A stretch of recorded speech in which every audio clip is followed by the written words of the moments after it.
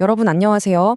만약 여러분이 어떤 책의 마지막 페이지에 딱 한 가지만 더 강조할 수 있다면 과연 어떤 말을 남기시겠어요?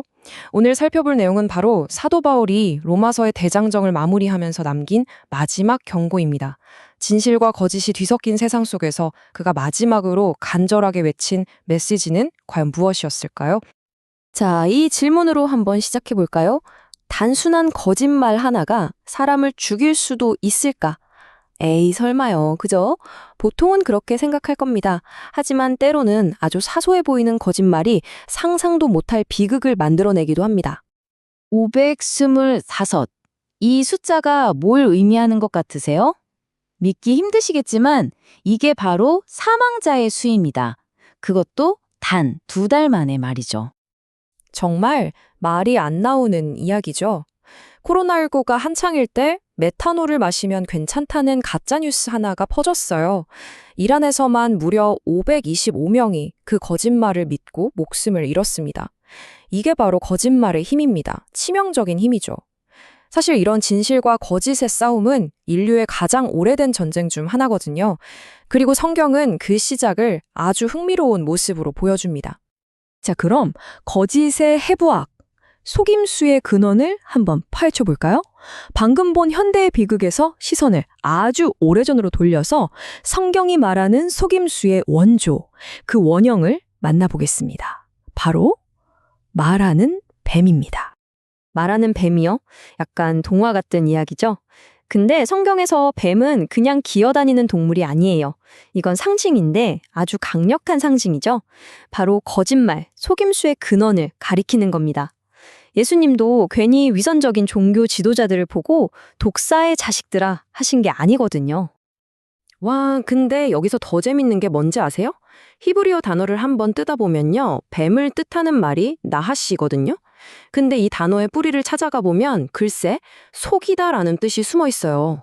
그러니까 애초에 단어 자체가 뱀 이퀄 속임수라고 말하고 있는 셈이죠. 소름 돋지 않나요? 바울이 로마서에서 바로 이런 사람들을 콕 집어서 경고합니다. 이 구절 좀 보세요. 이런 사람들은 그리스도를 섬기는 게 아니라 자기들의 배만 섬긴다고 하죠. 동기가 뭐예요? 바로 자기이. 그럼 방법은요? 교활한 말과 아첨하는 말. 이걸로 순진한 사람들 마음을 홀린다는 겁니다. 정말 정확한 분석이죠.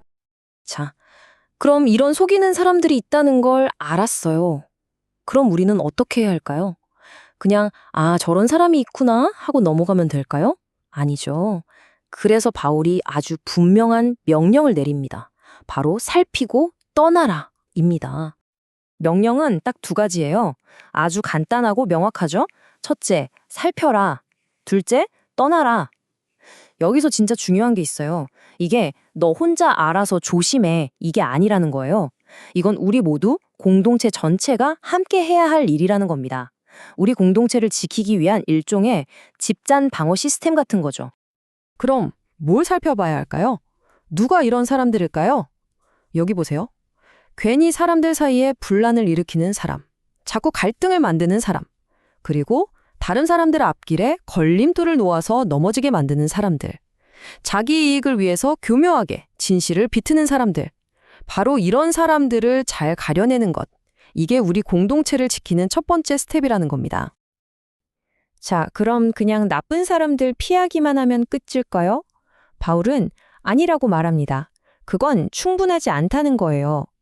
여기서 바울은 우리에게 정말 차원이 다른 지혜를 요구합니다. 바로 다음 주제, 뱀처럼 지혜롭게입니다. 와, 저는 이 부분이 정말 기가 막히다고 생각해요. 히브리어로 보면 이게 진짜 소름 돋거든요. 보세요. 아롬은 벌거벗었다는 뜻이에요. 파락 전 아담과 하와의 순수한 상태죠. 그런데 아롬은 간교하다, 지혜롭다는 뜻이에요. 뱀의 특징이죠. 아롬이랑 아룸, 발음이 거의 똑같아요.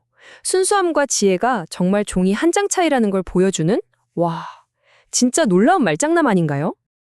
그리고 바울이 바로 이 개념을 가져와서 이렇게 말하는 겁니다. 너희가 선한 데는 지혜롭고 악한 데는 미련하길 원한다.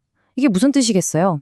선한 일을 할 때는 아름, 저 뱀처럼 아주 영리하고 지혜롭게 하라는 거예요.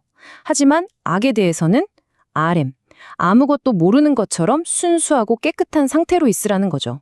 이 두 가지를 다 갖춰야 한다는 겁니다. 어디서 많이 들어본 말 같지 않으세요?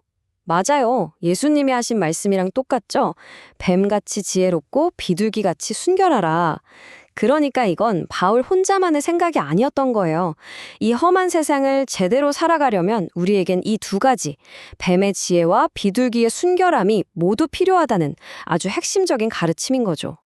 자, 이 표를 보면 더 명확해져요. 잠언에서는 사람을 세 종류로 나누거든요. 지혜로운 사람, 순진한 사람, 그리고 미련한 사람. 여기서 중요한 건 뭐냐면요. 순진한 사람은 중간지대에 있다는 거예요.